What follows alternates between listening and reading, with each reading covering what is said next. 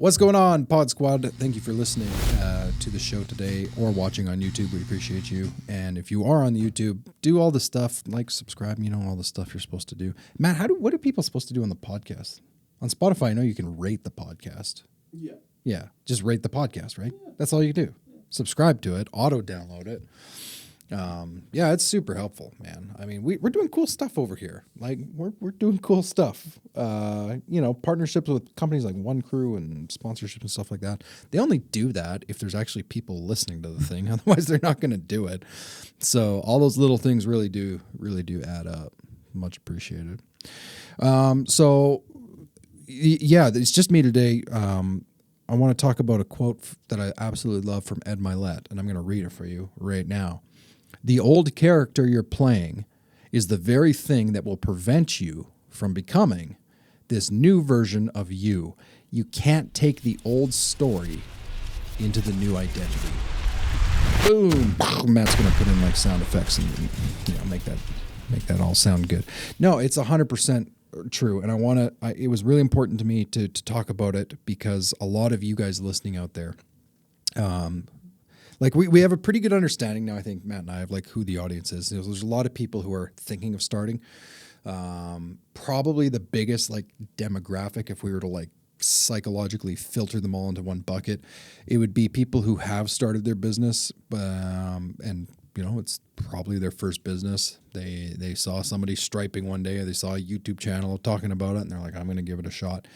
And they're trying to basically just get the thing off the ground, right? And that's brutally hard. And then there is other businesses who maybe they're, a little bit larger, maybe they're over 100K in revenue. They're doing this full time, and they consume the content on this because they're looking for that tactical business advice to help get them to the next level.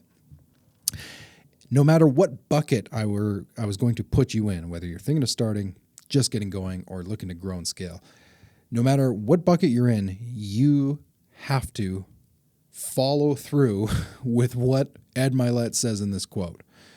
It is not just like, it's not even optional. Like you have to do it. The way that you approach things when you start, or how you've done things to get to where you are, will not be the approach and the thinking and the identity and the mindset and the decisions that you're going to have to make to get to where you're trying to go. And time after time after time, I see this negatively affecting people because they haven't accepted the fact that they have to take on a new character, new development. So the easiest way that I liken this is like when, I used to be when I was a kid, like teenager, I used to love computer games, and so many games are based on the premise that you start with a character that just sucks. Like the character isn't good. He's level 1. He has no weapons, no armor, no skills, no nothing. And as you go through the game, you acquire the experience and you level up the character. You get more money, you get more weapons, you get the armor. So that way you can fight the bigger dragons and you can win the game. That's like the premise of like so many games. But it's eerily similar. Like it's funny how that is true with how you approach your business too. And so you might be wondering, like, what does that even mean? Like, what does my character and my identity shift actually look like? The easiest way that I've found to explain it is it's the fear of succeeding. Like it truly is, which sounds ridiculous when you say it, but there is so many people. In fact, most of the people that I've worked with, in working with businesses one-on-one, have a fear of succeeding. They know that they're going to have to do something different. They know that they're going to have to take on this new identity, but they just struggle to do it. They don't see themselves as anything more than the owner operator or the person who must be in the field, or the person, like the idea of like running the business to support a team in front of them just makes them so uncomfortable and they don't want to do it.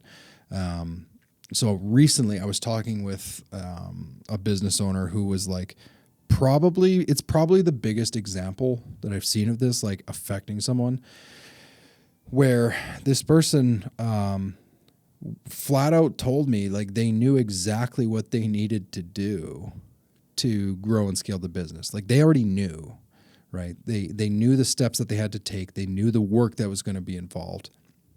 And they simply said, like, I don't want to do it. Like, I'm just not willing to do it. And in this conversation I had with this person, like, it became kind of clear to me that it's okay to be uncomfortable, like doing something you don't want to do. Like, man, we get here really early to record all this content. Like I was up at 5 a.m. just making sure I got all my stuff together. Yesterday I was up early too, like really early, going through a lead list on a spreadsheet, making sure that it was formatted and it was done the right way so I could turn it over to the freelancer to do some cold calling for us on this lead list.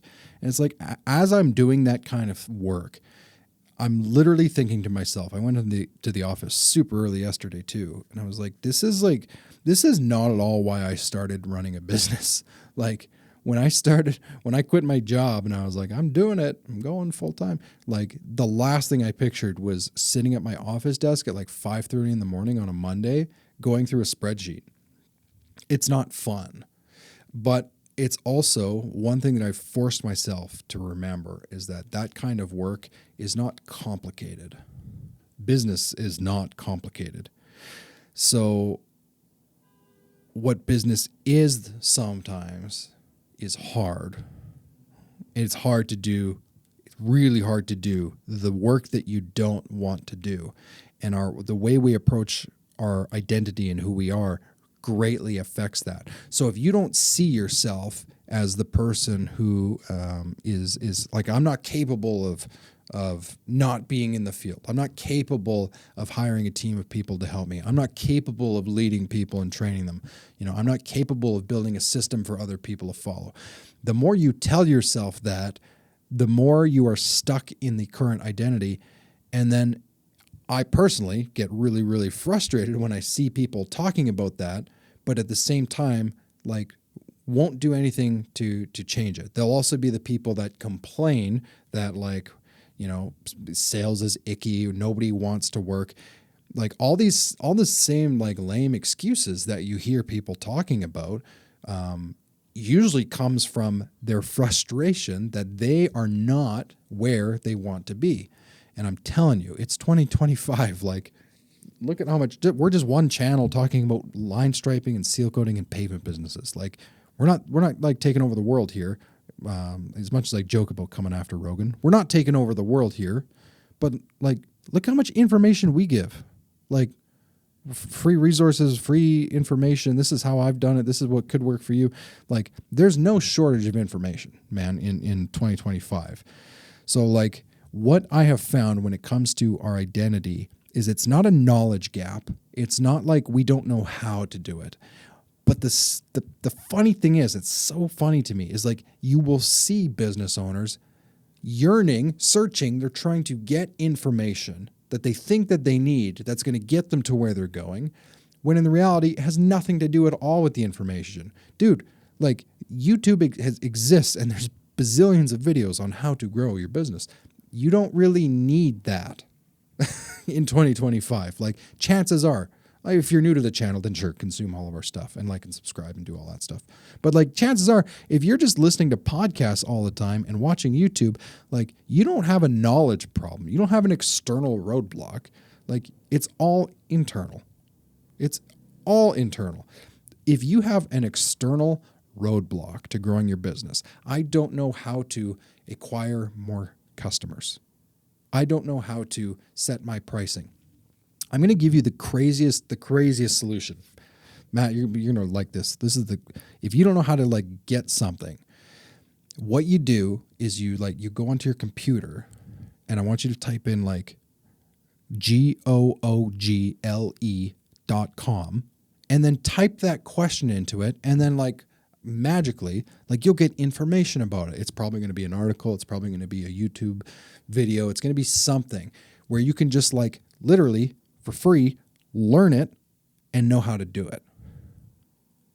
It's that simple.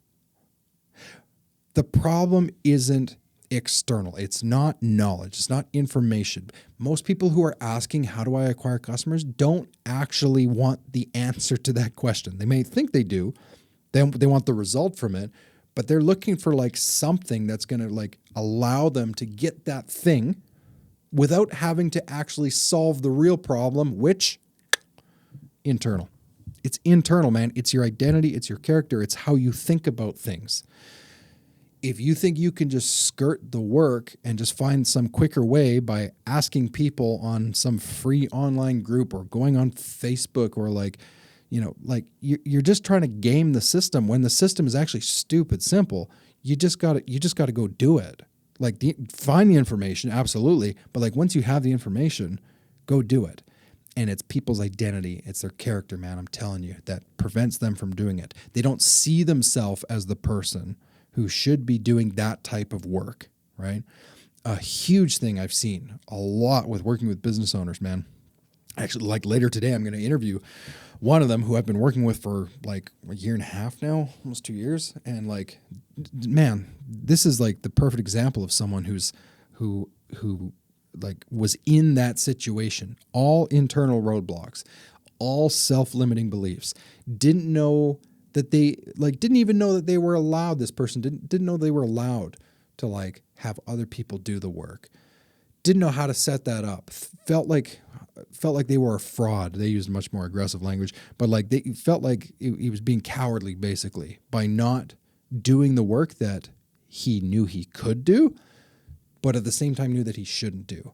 And I've seen so many times where people think, I was joking with Matt about this before, we're going to call this episode the special snowflake episode, because people think that they are a special snowflake. They're like, you know, I don't have to actually like, I don't want to make myself uncomfortable and do things associated with a new character development. I don't want to level up my character. I want to stay at the same character level, but I also want to like slay the dragon at the end. It's like, well, it doesn't work that way. You're not a special snowflake. Like you have to do this, and it's awful and it's uncomfortable.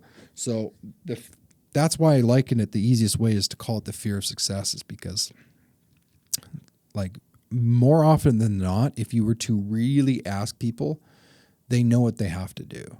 They just know. I bet you if I asked Matt, like he would know what he's got to do in his business. We all know. The hardest part is shrinking the time delay between what we know we should do and what we're actually doing, and just getting that done quicker. And there are some businesses that exist for literally decades in this industry, decades, that are not doing it. Now, caveat, asterisk, whatever you want to call it. Some people are totally happy, and they should be. Power to you. If you're happy, like with the business that you're at, you're not trying to acquire new customers. You have your repeat customers. People have known you forever. I think that's awesome. That is absolutely awesome. You have something so cool. So you've got the freedom of, you know, working for yourself, but you also don't have to like put in all that work to grow and scale. You just kind of have a stable thing. I think that's totally respectable. I think it's really hard to do, truthfully. I think it's brutally hard because I think, you know, it's 2025, like software and people who are leveraging software and doing things quicker and solving problems quicker, like with more innovative solutions, likely those people are going to disrupt your business at some point. And in which case, then you won't have you won't have a business. So as much as I'm like, yeah, kudos to you, like do the thing that makes you happy. You know, most business owners are kind of at risk if that's the way they're operating. So the uncomfortable truth that I have found to be true, growing my pavement business, growing the podcast, is like you constantly have to reshape who you think you are. In fact, speaking of the podcast, that's actually like the hardest thing that I had to do. Like, yeah, it was hard to not be on job sites when I first started like having employees go and not me. It was really, really hard. You know, it wasn't easy for me to spend most of my time like working on the business behind the scenes, you know, working at the desk, building the systems, building the marketing playbooks, building the things that I knew were going to work while other people were doing the things that I used to do. Like that's not easy. But like, dude, this channel was brutally hard, like awful. Like when I started the podcast, I think it was 2021. 2022, I can't even remember now. But it was basically 4 years ago. Like, yeah, you don't think I felt like a total fraud and imposter? Like, you think I thought my character was at the right level? I had been doing striping for like 3-4 years. Like, and I remember telling my business coach, like, dude, there's people way more qualified than me to do this, right? Like, I don't think I should be the one to do this. That's your character. That's your current identity. That's what Ed Milet was talking about, man. When he says that, I lost the quote. Yeah, the old character you're playing is the very thing that will prevent you from becoming the new version. Period. You can't take the old story into the new identity. I couldn't take the identity of, well, I'm not the most qualified person to do a podcast, and then at the same time start the podcast. Like, you kind of just have to embrace the uncomfortable reality that you're going to be uncomfortable when you alter that identity. It's no different than when I started training people in group training, when I started working with people one-on-one. Dude, it's awful, brutally uncomfortable. I believe, though, that if you're doing it for the right reasons and you're not just, out there to like make a quick buck or scam people, which is what most people are trying to do out there, that it's going to work out in the end. And I am like super, super psyched to say that it has worked out awesome for me. So even though it was really uncomfortable, like, dude, the whole time I was building this podcast and YouTube channel, and it was awful, like very, very uncomfortable. But you have to reshape that identity. So my challenge to you, humble listener, is very simple. Like, just think about your business here. Think about what you're doing. Think about those three different like buckets of people I mentioned at the outset. So if you're listening to this and you're like, I would love to start. And I know there's people who have like talked about starting for a long time, because I've talked to them in 2023. Like literally yesterday, I was actually going through old emails and I found some people that are like, yeah, I'm thinking of starting. I sent out like a dozen video messages yesterday on my phone. And some people responded back. They're like, hey man, yeah, no, I still haven't started yet. Still getting close.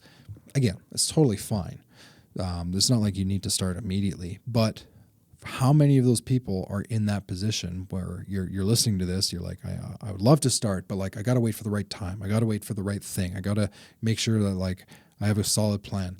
Sure, plan, but I mean, you're starting a business from nothing. Like the only thing you can really do is take action. You can plan all you like. It's not going to really make a difference, because I guarantee you, when you're a month into your business, all the plans that you had anyways are probably going out the window. Like, you'll figure it out as you go. I'm going through that right now with something else I'm doing, which I'll talk about next week. So that's if you're listening to this and you're just thinking of starting.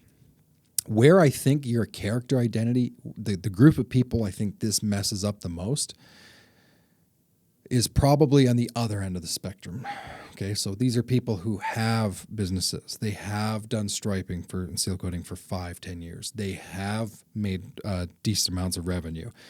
So maybe they're still working full time, but most of these people have quit their jobs and they have a business now. So now they're making like $100,000, $200,000, $300,000, $400,000 of revenue. They're hiring people, and they're at this point now where it's like, dude, I've got people, but like, I have a hard time finding great ones. I have a hard time firing people who I know should be fired. I have a hard time, not being in the field with them. All of that stuff, that's going to affect those people a lot more, because when you start to hire people, my experience was, when you start to hire people and you train them, like, you're basically just hiring helpers, right? You're not hiring specialists and trained assassins. You're hiring generalists to help you get the thing going. It's when you have to start like training them to take over some of those things, or you hire people who are not just laborers, that's when it gets really difficult. And I have seen time and time again, like I said, I was just yesterday talking to a business owner who was so brutally uncomfortable with the change in identity that you have to make, that it keeps businesses small, and they get really frustrated, and then they search and they're looking for something to try and fix it. And it's usually internal. It's an internal roadblock. So if you're listening to this and you're like, this makes no sense, I'm sorry. But if you are listening to this and you're like, I think I get it. Like, I understand like the fear of success thing. When my coach first told me like, you have a fear of succeeding, I was like, first of all, I think you're wrong. Second of all, I don't really know what that means. I now get it. I 100% get it. Like, you become uncomfortable with changing the character and the identity that you have to in order to get to where you're trying to go. That's brutal. It's hard. So what I have found to be helpful is to talk with and connect with people who have gone through that process and are ahead of me in their process, so I can learn from them and see like, how did you do this? I think a lot of people can figure it out on their own, but it's probably going to take longer. And my rule of thumb for everything is like, this is why I've spent so much time and money and investment into learning from other people. It's like, I don't really want to figure it out on myself. I could. I'm stubborn. I'll figure it out. But man, go surround yourself with somebody who has gotten their character to that level. They've acquired that thing, that weapon, that armor that you don't have yet, and you'll learn from them how to do it. That's my advice to you. So if you want to chat more on that, drop a comment on this video, or if you're listening, just reach out. Reach out. We're here to help. I'll help. Matt will help. Right? Right. Good stuff. All right. Thanks for listening. I want feedback on that. If that made sense to you, I would appreciate it greatly. And keep your stripes hot, you guys. Talk to you next week. What's up, guys? This episode of the show today is brought to you by our good friends at One Crew. So if you run a pavement maintenance business, asphalt paving, line striping, one of the biggest things that has helped me grow my business from literally working out of a minivan to like 7 figures of revenue was understanding the costs that we were putting into our jobs and speeding up the process of how quick we can serve customers. What I learned in business is that it takes a lot of time to make an estimate. It takes a lot of time to get your pricing. And then you're going to hear like people like me on this podcast or other successful business people talk about job costing and know your numbers. And if you're a business owner, like you just don't have time for that. Like, it's important, but you don't have the time. That's why we use One Crew. And I'm so happy that they sponsored this show. One Crew simplifies that. They make everything easy. So from the moment a lead comes in, to how you estimate it, to getting the proposal to your customer, and then converting that to a work order. One Crew has simplified the whole thing. It cut our time on a sales cycle by 70% in my company. The cost savings of that alone is insane. So if that interests you and you want to know more, like they give free demos. So here's what you're going to do. Go to getonecrew.com/stripeit. getonecrew.com/stripeit. You just need to plunk in your info, and then their team will reach out to you to set up a demo. It's totally free. I guarantee you're going to be blown away with the stuff you see. Now, if you go to that link, they will also give you, if you sign up with the program, $500 off your startup fee, which is pretty awesome. Pretty big savings. So getonecrew.com/stripeit. Take the free demo. They're not going to pressure you. It's a great software. I really think you need to see it to understand what it could do for your company, like it's what it's done for my company.